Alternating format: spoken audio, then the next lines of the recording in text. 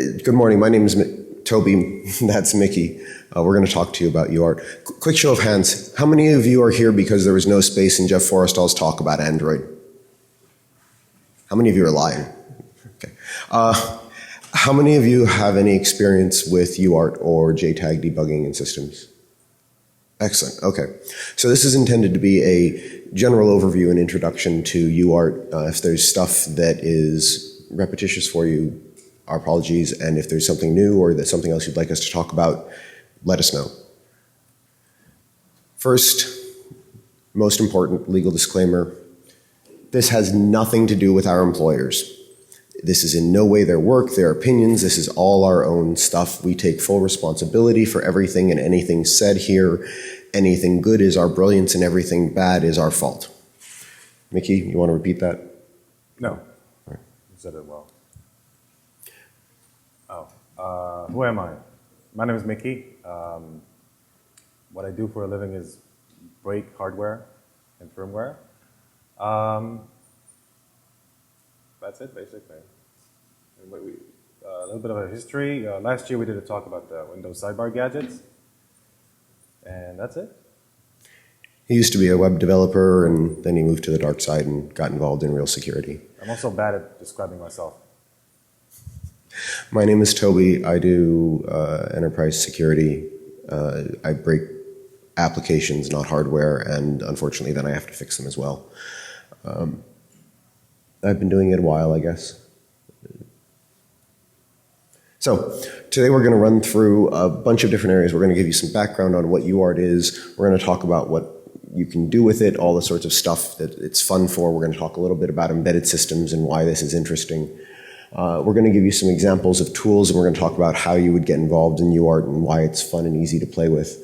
And then we're going to give you some examples of places where we've succeeded and other places where we haven't found anything interesting. And finally, we're going to talk about if you're developing embedded systems, how you can do a better job than some of these companies have of protecting their systems from explorers.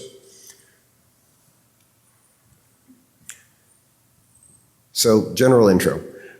This is really just about sharing our experience. This is not going to be full of 0 days and exciting new attacks. UART has been around for a really long time.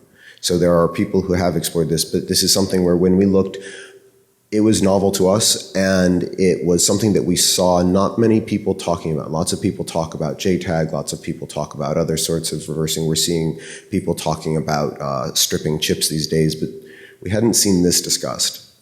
So what we're looking here to do is to give you a little more about how to use it and how to explore with it and how you would go about doing so. UART background. So technically, UART stands for Universal Asynchronous Receiver Transmitter. What is it? We're not really sure. We think it came from heaven, or maybe it's gnomes. There are pretty good sites. Actually, obviously we do. It's been around for a long time, a very long time. There are references to it in the old AT&T systems. There are references to seeing it being developed by Gordon Bell for PDP systems. Show of hands, who knows what a PDP is? Cool. Okay. So it's been around for a long time. It's a fairly fundamental concept that gets built out in a number of different ways. The thing that matters about it really, rather than where it came from or who first designed it, is what it's used for and what goes through it. You get data through it. Lots of data, all sorts of interesting data. Sometimes you even get raw data, unformatted, straight, no control, anything going through it. It gets very interesting. The other piece is how embedded systems actually use it. And the reason that's interesting is that it's frequently used as a console output. So on a device that has no KVM, that has no expectation of having a display, of having any sort of input mechanism, they use this as a way to actually get access to the console, or at least one of the TTYs, one of the terminals that they can use to specifically do debugging or updating or modification of the system when it's running. What's it for? Well, officially, it does some fairly basic things. It just translates from parallel to serial formats. You can see it evenly? Okay, good.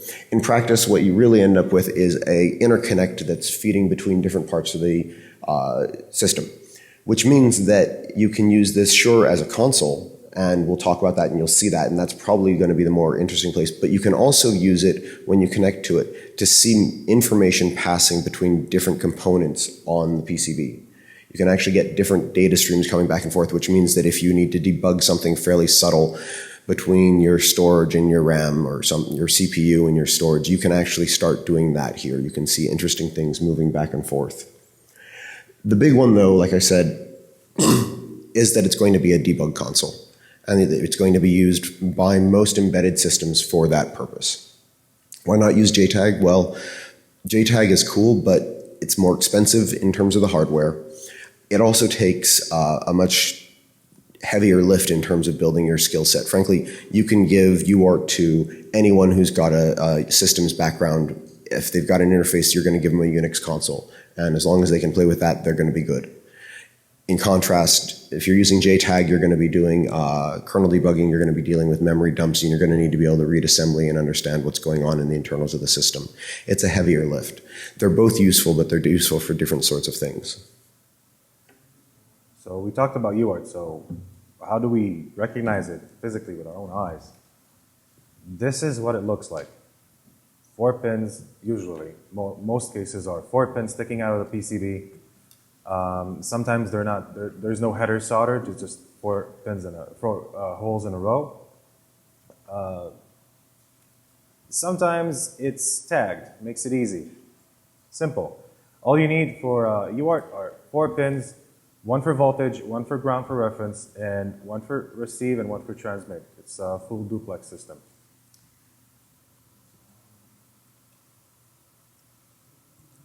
Okay, so an interesting way to verify that you are using UART that you are finding UART is to poke at every pin and pad on the PCB. For what it's worth, actually, most of the time when we looked, you'll just see that row of 4 pins. In the majority of the cases, we saw the row of 4 pins. It's really common, but there were some where I'd look at it and I didn't see anything, and Mickey would grab it and say, oh, yeah, let's try that. And so we wanted to bring out exactly how you do that. So this is the flow, and the rough flow of how you do it. You find interesting pins or pads in any configuration on the PCB. Could be 4 vias in a matrix, for instance, or a row of pins, a row of holes that has nothing to do with anything you see on the board, or you follow lines coming from the CPU onto some pins. Once you map those out, you need to find ground, which is easy. We'll talk about that later. Now this is written in blood, so just to make sure that you don't fry your tools. Sometimes lines are 5 volts and your tool is 3 volts, and that they don't really like each other. You then connect the ground to your device. You boot the embedded system, the tool. You boot the embedded system. While it's booting, if UART is used on the embedded system, it will transmit. So the easiest way would be to just take the receive line of your tool and just poke at all the pins until you see something. If it's gibberish on the screen, could be it's just raw data, or you're in a different baud rate, different speed. You need to adjust your tool. If it's not garbage, if you see English, you win. And we'll talk about the actual individual tools for each of these steps. We'll go into Bus Pirate. We'll talk about how you check for voltage, everything else in just a little bit. So embedded systems at a fundamental level, they're really very simple things. And to make an embedded system, you just need 3 basic components.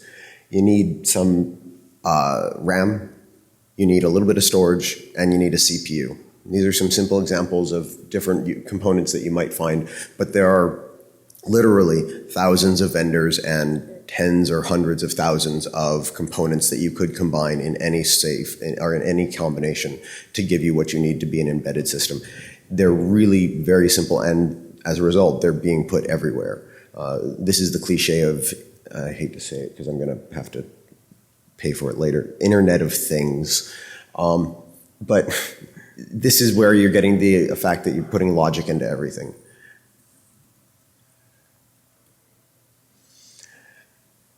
Generally, what you're going to see as a result of this, because they're being used everywhere is that there's actually fairly consistent layouts that you see for different PCBs. And it makes it much easier to start recognizing things. That's why when we started looking at different boards and looking for UART, the majority of them, it was actually pretty easy to find the actual UART pinouts. Even when things were fairly different, it would be pretty predictable. I mean, the reason we had quotes around interesting is, how do you know what interesting is? Well, as it turns out, you look at a couple of these and you start noticing, oh, that looks like those are the right 4 pins. Those look like an interesting combination of tag points. I should poke at something there. Interesting actually becomes pretty clear because the layouts are fairly standard. Now, just to be clear, this is not, I don't consider this hardware hacking. This is the low-tech way of finding interesting stuff. You don't need to be a hardware hacker to do this. All you need is a couple of basic tools and very basic knowledge. You want to mention, go back. Before we move on, operating systems. You may run into some RTOS real-time operating systems. There are a couple different vendors out there, but more and more what you're likely to see is going to be either BSD or Linux. And really almost, I don't know what, 80% of the time, 90% of the time, it's probably going to be Linux. It's not going to be Linux like you're used to if you run it as a desktop or for a server. It's going to be stripped down to the point where most of your favorite tools are missing. And then sometimes some really odd things are in there. So we've seen cases where Snort is in there even though it's not necessary, or GDB compilers will show up sometimes, but it's not consistently there. All the debug tools, TCP dump, Telnet, Netcat, it's still there. It's just not used. At the same time, useful stuff like VI may not be there. You may literally be doing catting of text or echoing of text into a file in some cases. So we have seen one with VI in it, yeah, which was very useful. It was really handy, but it was an anomaly. Most of the time we didn't see one with decent editors. I don't think we ever had to resort to ed, but it was simplistic in many cases. Most tools will be missing, at least at the system level, and you'll have a very limited file system in general. So everyone thinks about routers. When we talked about this and when people have asked what we're talking about, everyone says, oh, okay, so routers, right? Well, sure, routers are the obvious ones, but there's so much more. The pile of stuff that we have sitting here are some of the examples.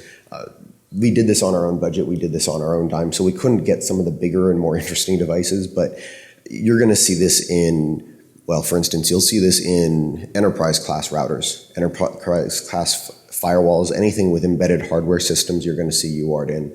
Anything that doesn't expect to have a head, you'll see UART in. You're going to see this in things like home power control systems. X10, this is a Wemo. You'll see it in HD TV streamers, so your Hulu or your Roku box will have it. All these sorts of things are likely to have UART. We didn't take apart our refrigerators, both because, well, we've got fairly old refrigerators, but also because we didn't want to have to replace our refrigerators. But you're likely to see it. If something's got embedded logic, it's very likely to have UART in it. I found myself on a treadmill one day looking and thinking, I bet this thing has UART in there. I bet it does. And certainly if I actually would. I'd be willing to bet the money that there's actually a UART interface. You're going to find this almost everywhere. Including phones. Yeah. How about the tools? Okay, so the most easy way to start finding UART would be using the FCC database. It's open on the internet. You can just look up an FCC ID and you find interesting stuff. So to make things interesting, you need to connect to the network, and we'll do a live example. If you have any questions, please feel free to ask. No. Go away. In Yeah.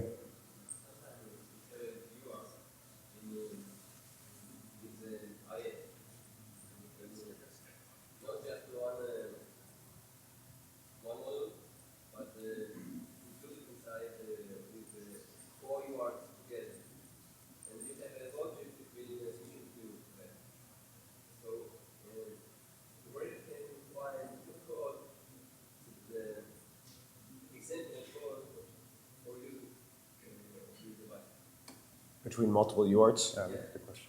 So the question was, sometimes in devices you'll see multiple UART interfaces available, and there's going to be some logic that's used and some code that's used to control which one is going to be sent or received data from at different points in the platform.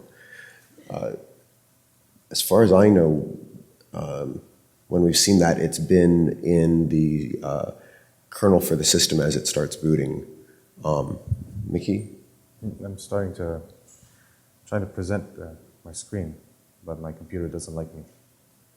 But yeah, I generally be looking at the system configuration for which device it's actually configured to read out to and read in from. But I haven't seen many of those. I'd be interested afterwards, come up, and it'd be neat to know which ones you're seeing it in. All right.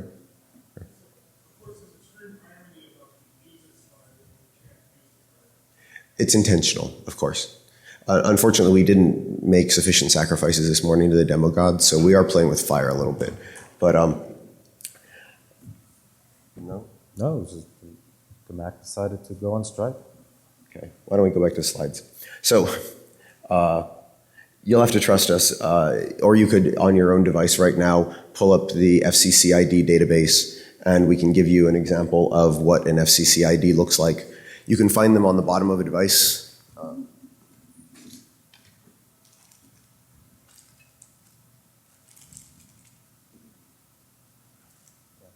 So you'll see something under the list of certification stamps. You'll see literally something that says FCCID. In this one, it's PY3094000124. As an example, it's always going to be there on anything that's a legitimate device. You're going to have an FCCID. You just go to the database and search for it, and you're golden. And you'll get back an entire set of data. You'll get data sheets for it. You'll get images of all of the PCBs from a couple different views, as well as having the covers stripped off of components and general information. It becomes really useful. It's a really easy way to go and look for things that are likely to have UART interfaces and to try and figure out where they are. The next one on the list is a bus pirate. Anyone here does not know what a bus pirate is? Raise your hand. Somebody. Okay, so this is a bus pirate. This tiny little red thing. Sorry, I'm sitting down, I'm not used to it. This tiny little red thing is what's commonly called the Swiss Army knife of the hardware hacker. We're using this because it's more convenient to use. It doesn't mean that we can't use anything else. We're going to talk about a different tool. It costs like $8 on eBay. This one is $30.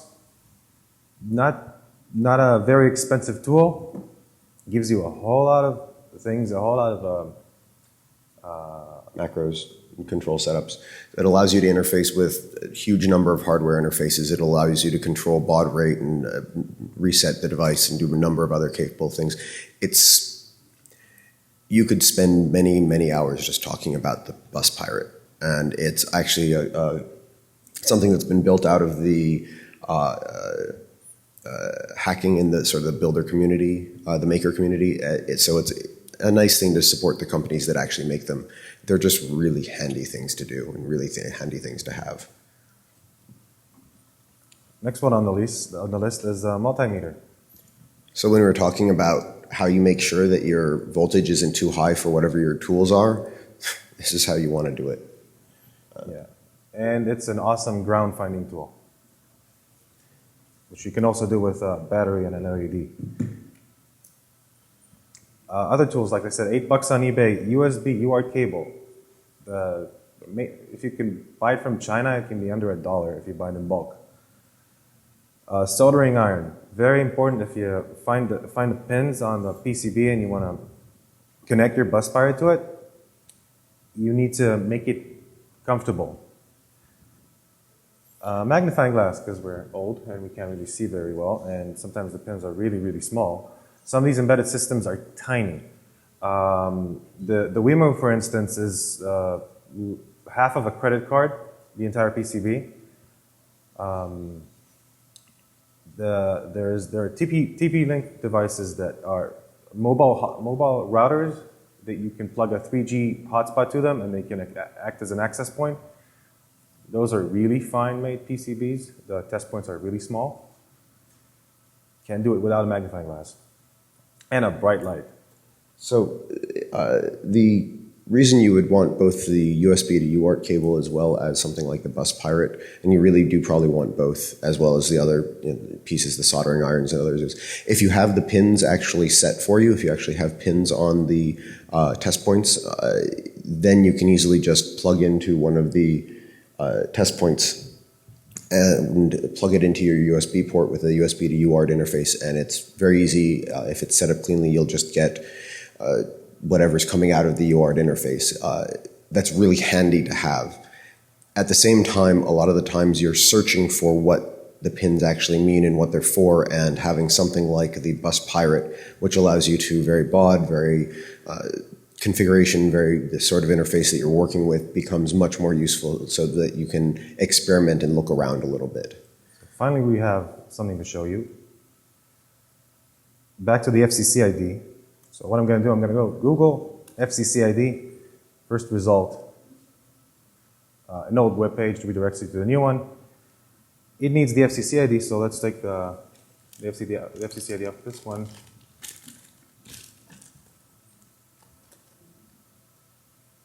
So it's the first 3 characters, and then the rest of it.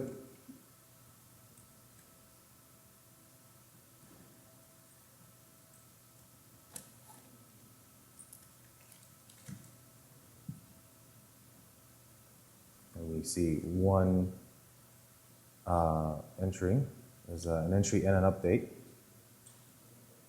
And inside this thing, usually what you'll see is internal photos. And the internal photos of the device, it's easier to find compatible devices without buying them. Just find their FCC ID and look in the internals, and you don't have to spend money.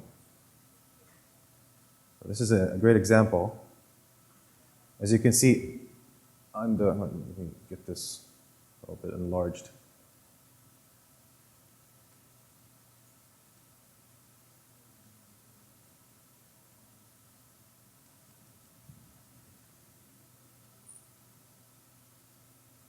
As you can see here, we have 4 pins sticking out. Now, sometimes the FCC ID pictures will not represent reality because these companies submit these photos to the FCC for approval, but it won't be the final PCB most of the times. So the production product might not have those pins sticking out of it. But as you can see, 4 pins can only mean one thing. Well, it's most likely only going to mean one thing. Thank you for correcting me there. And as we said, we have the CPU, we have a flash chip, and maybe on the other side too, this is the Therios. Sometimes they really zoom in, so it's really nice. You can Google the chip and get more data off it. Here. And so a simple example of how you would use the FCC ID interface. It seems like a really simple and obvious thing, but it really is just tremendously helpful. And it ends up being the default thing you go to on every single case. Yeah. No, it's free. It's completely free. Yeah. Google is our friend. Open. Yeah. It is a valuable service provided by the government. Who would have thunk? Yeah. Okay. Want to go? So, the eureka moment is when you plug in the UART and then you get a Linux shell, which is awesome. We all love Linux shells. And most of these just boot to shell and as root. And no authentication. No authentication whatsoever. It's fun to get a shell. It's really fun to get a root shell that didn't require you to log in. And once you're in the shell, you can just browse it and you see interesting stuff. For instance, you can go into the web directory of your device and see all the files. You don't need to enumerate them. You don't need to brute force them. Just have a list of them. See the permissions. Whatever you want. Some of these are named really funny, like hidden info. So remember that this is dealing with an embedded device. So this is something where if you didn't have this interface, you'd have no other method of getting to this information. It would be a pure black box experiment. You'd be poking at it, you'd be brute forcing it, you'd be fuzzing it, you'd be asking what other people had seen. All of a sudden with this, you have the doors wide open. Everything's just exposed.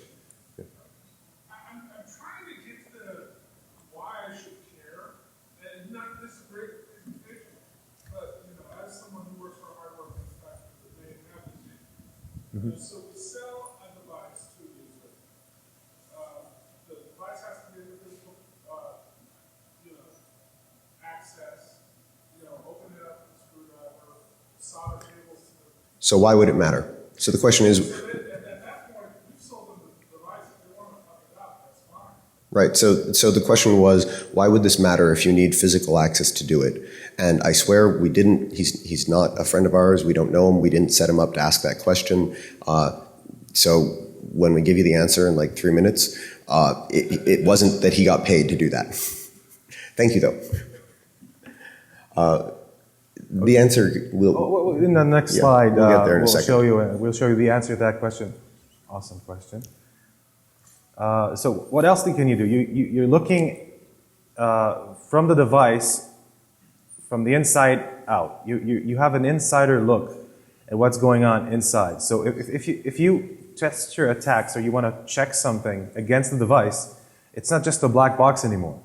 You get to see processes fail if you do something wrong. You get to see crashes from the kernel. You get to get more information. You get to interact with it like it's a real computer, like it's a real system. And this is some of the wonder and the value kind of gets lost because everyone's used to looking at debug information and seeing this stuff from every computer that you interact with. Instead of thinking about being able to get this from a laptop or a Unix system or whatever else that you're used to that has SSH or has some other interface that is friendly to you and is intended to deliver this information to you, imagine that you plug in, because it's next to me, this to the wall, and you want to know something about what's on it, and you decide that you're going to try and figure out how it works. All you're doing is throwing stuff up against a blank, unresponsive wall until you have something like this as an interface. And so all of a sudden, for the value of being able to explore or research or purely learn about, this takes you back to the point where you have a real system to interact with. So yeah, the stuff that you're seeing here, none of this should be surprising or unusual to anyone who's logged into a system or done debugging of any sort. What you need to recognize is that it's cool because otherwise you'd be guessing at a blank wall. You just not have any sort of information coming back. And it makes it much easier to find things that may actually be useful and interesting. And to answer your question, I think I understand. So you essentially carry the device, you essentially do a vulnerability assessment against the device, find out the holes, and then once you go out there to the internet, fingerprint those devices, you find out what holes are remotely exploitable and do things boom. that's one aspect. That's certainly one way you can do it. Absolutely. Now, so his answer was, yeah, you use this as a way to do vulnerability research against devices, and then what you've now got is deep, specific knowledge about an entire class of a device. So, for instance, has anyone read the Scanning Internet 2012 report that was published on Pastebin? Did anyone see this? Yeah. So they compromised many embedded devices and replaced their firmware with custom firmware. And they had to find vulnerabilities in all these devices that they could use to do this. Well, the way you do something like that would be to use something like the UART interface. Now, they very likely use JTAG, but that's a guess. But that's exactly what you would use this for, is it gives you that additional information. It also, in some cases, gives you other information, like, for instance, the certificates. Sometimes not just the public certificate, sometimes also the private key as well for signing. You'll see passwords stored in there that are going to be universal across all the systems in the entire space. You can do a number of different things. You can easily use this for giving yourself debug access for UART or for fuzzing. I mean, fuzzing is difficult if you don't have any. Well, fuzzing is difficult, but it's more difficult if you don't have access to the debug information at all. If all of a sudden the device stops responding and you have no clue why, and you don't know whether it was this fuzz test or the previous one or 15 back, it's much easier to do this sort of stuff when you actually have the information. Yeah. By the way, the Belkin Wemo was fixed. It was responsibly disclosed. Everything that we're actually going to talk about, to be clear, we did responsible disclosure on. Vendors were engaged, the fixes have been released, firmware updates have been released. It's all up to date, and the vendors were good to work with. We'd like to thank them. Okay. So, why else would this be interesting? You asked about, you could connect these, you could use this to find vulnerabilities, you could connect to them remotely. Well, the interesting thing is, and this is something that someone I think tremendously highly of and just is really an inspiration, pointed out a couple of years ago in some work that he did. Barnaby Jack did an ATM hack a couple of years ago. Everyone knew it, everyone saw it. One of the things he pointed out, though, is that the key to the vault in the ATM is really hard to get, and it's really hard to crack. However, there's about 4 keys that allow you to access all of the logic systems. And having those 4 keys, you can unlock that, pop it open, plug in a USB stick, close it, turn it back on, reboots, boots from your firmware, game over. So even if you're walking up to a system, having access to this interface, if it's externally exposed or you understand some of the pieces, because in some cases they are accessible even without cracking the full case, you can do some interesting things. So forensics on embedded systems. Well, once you make changes through UART, after the system reboots, it all disappears. It's all volatile. The way an embedded system works is it reads its whole operating system from a flash, loads it into RAM, and then boots itself.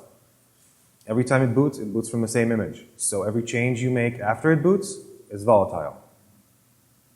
So what can we do with it? We were thinking of a fun way to show you guys. Prank your friends, basically. What we did was we took a very cheap router, slapped a battery pack in the back, which made it mobile, and I'll show you a video in a second, and reprogrammed it with this. Can you see this? We'll see it in a video in a second.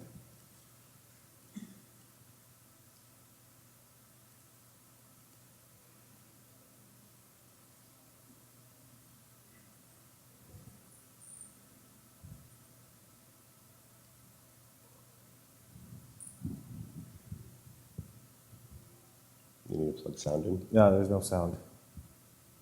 So we have the target, $15 router. Again, the battery pack in the back.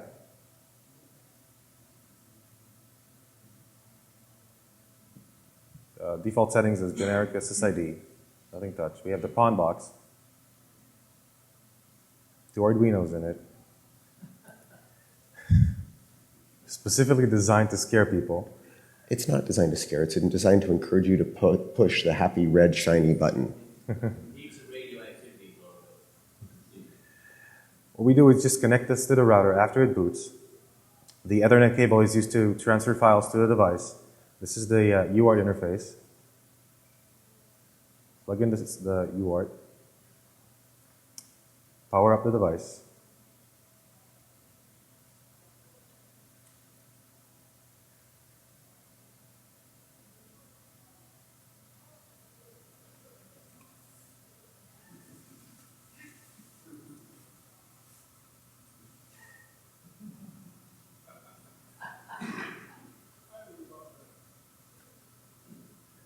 As you can see, the lights are blinking on the router. It means it's doing something, and we have a new network showing up.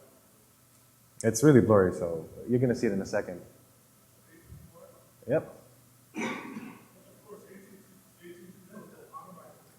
Yeah, most things will connect automatically to ATT Wi-Fi, and most people will connect automatically to ATT Wi-Fi. So it's a little bit blurry, but I paste the link for Google and a new network, and I hit go.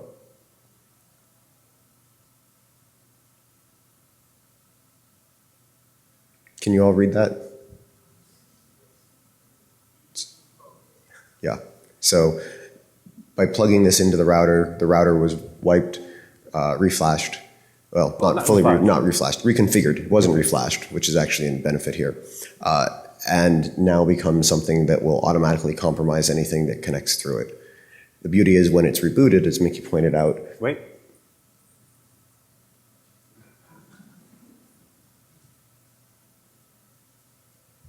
It's mobile.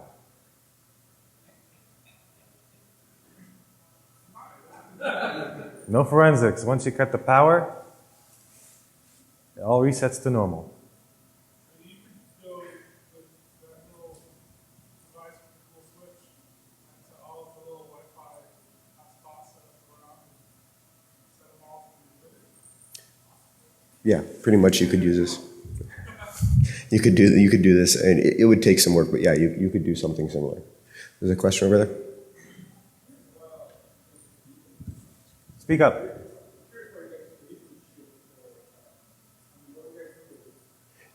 Say that again? Oh, the Ethernet jack? Oh, you mean the Ethernet? The two Arduinos in this box. One is an Ethernet Arduino shield, which we use to serve files. So it acts as a web client, and through UART, we're telling the embedded system to wget or snarf the files from that client, and you can put whatever we want on it. At first, we wanted to put Rickroll, but it was too big for the embedded system. And I refuse to do that to people. I think it's obscene and cruel. So the beauty is that you just pull the power, and the configuration is gone. It flashes back to where it started. There's no evidence. There's no information, and at some point, someone's going to have to pull the power for one of these things. Yeah, and if you slap a solar panel on this thing, it can run for a long time. Unless you live in the Pacific Northwest. Okay, so I think we're going to save it to the end so we can make as much as we can. I'm going to show you how we connect to a router from our Windows system. So we can do this. It's very easy. It's a $15 router. It's not like $100. What's it called? Pineapple? Pen testing tool. It's certainly not as powerful as a Pwn plug or something, or a Pineapple, but for some cases you don't need it to be. And at $15, I'm much more willing to throw away a $15 device than I am to throw away a $100 or $200 or $500 device. I'm much more willing to throw a $15 device. So we worked with the WeMo team at Belkin, and they specifically upgraded the firmware to actually just require a login. And at a fundamental level, this is the first step in terms of actually doing this. We don't recommend getting rid of the UART interface. That doesn't make sense. Anyone who's worked with hardware or built hardware understands you need some way to do this work. But there are some simple things you can do that just make it more secure. First one being just simply require a login. Have a user and password. And even if it's generic, even if it changes just with your different versions of the firmware, you've raised the bar just that little bit.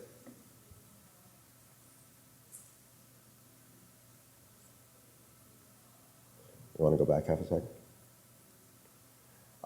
The other sorts of things you can do, you can disable logging. This is actually a really important one, because even if you can't log in, even if you've just got a blank screen, if you're dealing with a console output, for anyone who knows a Unix system, you're going to get on the console, you're going to get just the dump of the system logs continuously, or the alerts for the system. Anything that's going as part of the admin logging is going to just dump out there. You can disable it easily enough. It's a simple thing that's worth doing again to prevent it. A real-life example would be an embedded system that had a USB port.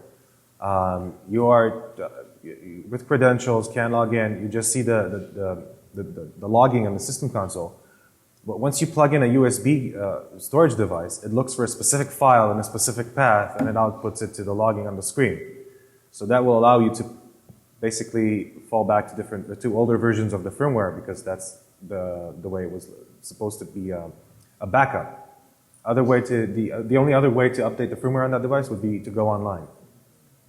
So you can remove the UART interface if it's possible, if you don't need it, if you've got other paths into the device. It's really the most effective choice. But like I said, as people who, if you deal with hardware, it's going to be hard to justify in doing that. This is what we've recommended in general, and this is so easy to do. If this sounded straightforward and pretty obvious to you, we met our goals. We wanted this to sound like something you could pick up in an afternoon, and it really is. It's just that simple. So the question is, why aren't people doing this? Go play. Go on, go play. But don't play. So yeah, we wanted to make this a little bit fun.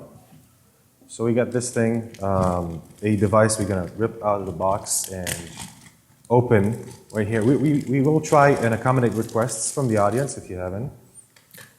Once we log fuzzing in or other sorts of stuff. By the way, before we get distracted by doing that, I realized we didn't mention it at the beginning. The first embedded talk I ever saw, and the first thing I ever saw that made me think this sort of stuff was cool, was Barnaby Jack in 2006 talking about debugging and rewriting firmware on a home router. He managed to make the home router download binaries you were interested in ahead of time, inject his backdoor into them, and then recalculate the hash so that the hash displayed on your website was correct for the modified binary. He did it with a JTAG. It was amazing. It's awesome. He totally inspired me, and I think he inspired lots and lots of people. So we just wanted to say that we wouldn't be on this path if it weren't for him. So I opened the device, trying to connect it to power. I have a bus pirate here connected to my computer. I'll just switch to it in a second. You want to turn on your camera and see if we can show them Yeah, in a second. So we're going to try and turn on the camera and show you what the actual PCB looks like.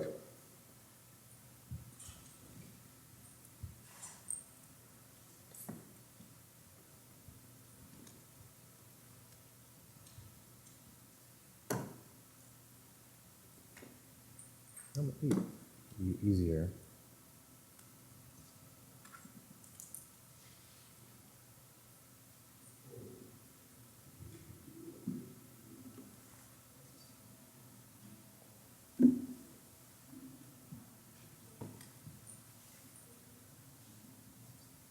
Okay.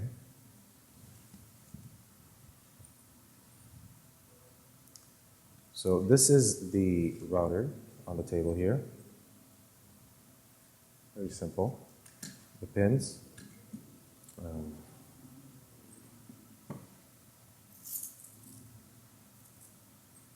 Any questions, by the way? Nothing? We're going to keep poking at this stuff. We've got some more time, but don't feel obliged if you're not interested to see this part. You don't have to stay. The slides we'll make available, and that was the majority. This is just an example of how you can do this and how easy it is. So if you've got questions you'd like to ask, feel free to come up. If you are interested to see this, please stay. We're happy to talk. If not, we won't hold you to it, and we won't blame you for leaving. So all we need is ground, TX, and RX. So first we find ground, like we said we would. If you ever use the multimeter, you know this. This function. Could you guys hear that? Yeah? Okay. Yeah. So to find the ground, usually what you do is you look for something like this, a hole in the PCB or an exposed surface, the frame of a wireless controller, like this for instance, this golden strip will be usually connected to ground. Sometimes the ground plane is obvious. This is the antenna. Antennas are also good grounds. So I'm just gonna poke these pins one at a time and touch the ground plane. That's not ground, this is the other way. Okay. So this one would be ground. What I'm going to do is I'm going to connect the bus pirate ground to that one. That's it, we're done. Now starts the fun stuff.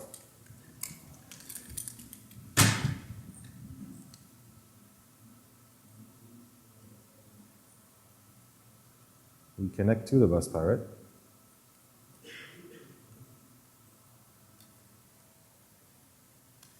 Set it to a serial. Sorry, let me go back. The different modes in the bus pirate. I'm going to choose UART number 3. And now I'm going to choose the speed of the bus. Most devices will be 115/200, so I'm going to use that. I have never encountered a situation where I had to choose parity bits or any other information, so I'm just going to leave it as default. And the output I'm going to use as normal because I have ground connected. So Bus Pirate gives me an opportunity to sniff. It has macros. So if I do a list of macros, I can do a transparent bridge between the Bus Pirate and the device. I can do a live monitor, which I'm going to use now, and a bridge with flow control. It's more technical. I'm going to leave it out now. So I'm going to start with sniffing.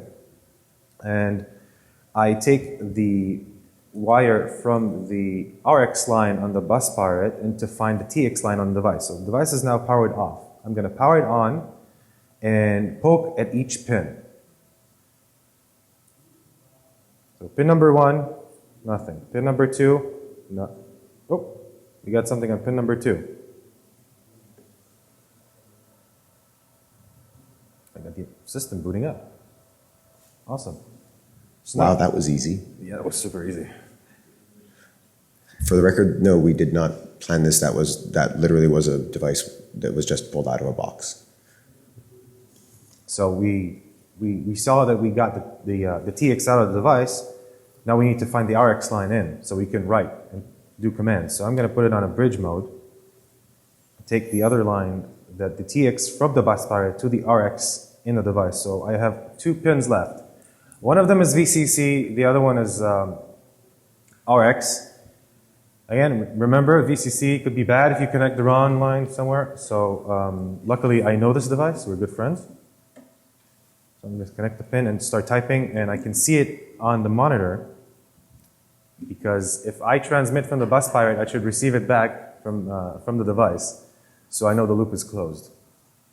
And, oh, I have a shell. What do you know? It's super cool. You now have a file system. Oh, look, tab completion. Oh, nice. You have a root prompt there, so you have a sense of what user you probably are. What we got here? We got net scan, net dump. Interesting stuff.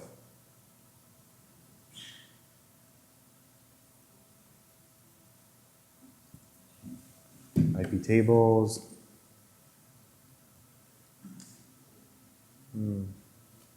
Some of these are really interesting because they have LED controls with GPIOs. You can just play with it. It's fun. Let's see. Well, not this one. Snarf. Yeah, it has snarf. So, no, the fun is an example. You go to the www and you can see all the files. Not only that, you can see all the permissions. Some of these are executable. I'm not going to show you which ones, but they're weird. This is a perfect example because this embedded system is even, this embedded system in particular shows you in color. It's very nice. Some of these don't. But by being able to see everything in the web root, you can see all of the possible screens that you'd be interacting with through the official web interface that the device has. You can see which ones might be available, which ones are going to have more interesting data in them, which ones are going to have more interesting permissions. If you're looking for cross-site scripting vulnerabilities or SQL injection opportunities or command execution opportunities, this makes your tasks so much easier. You've got all of the source. You don't have to blindly scan or use any of your tools, you can just go and look at the source and see everything you might possibly want out of it. Everything that you know how to do against a live system that you're running on, you can now do instead of having to blindly poke at a device. Yeah. Sure. Sure.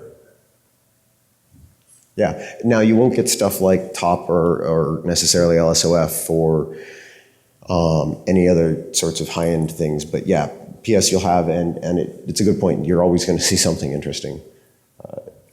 To some level, to some extent, at this point, this becomes an exercise in how do you explore a freshly connected system? How do you explore to a system that you've just compromised or that you've just gained control over so that you can learn about it and do interesting things to it? And exploring the file system, looking for tools, looking for running processes, looking for cron jobs, looking for key files, looking for SSH files, looking for anything like that. Those are all reasonable and appropriate tasks. UTelnet-D, non-volatile RAM. You can take this device, reconfigure it with a script, and resell it as a different one. So one of the things that we've found really useful is just doing this for pure debugging purposes, being able to watch when we're fuzzing something and watch how it fails and how it crashes, and actually being able to see the logs becomes really useful. We were going to do a demo of the fuzzing, but it ended up taking longer to run through some of the fuzz tests than we really wanted to spend in here. Yeah, we wanted to show you how we use Peach to fuzz this device and basically make it crash. The problem is it takes about 10 minutes. You can get it any lower than that. It just fills up memory and then it crashes. Which is worth actually noting. These devices have so little memory that it is very easy to overload them. Another reason why it becomes nice to have this view into them so that you can know when you're pushing them too hard and you can back off potentially and have something smooth. Any other questions? Okay. This has been our presentation. I hope this has been useful to you. We're going to continue poking at this a little bit, but otherwise, feel free to go. Thank you.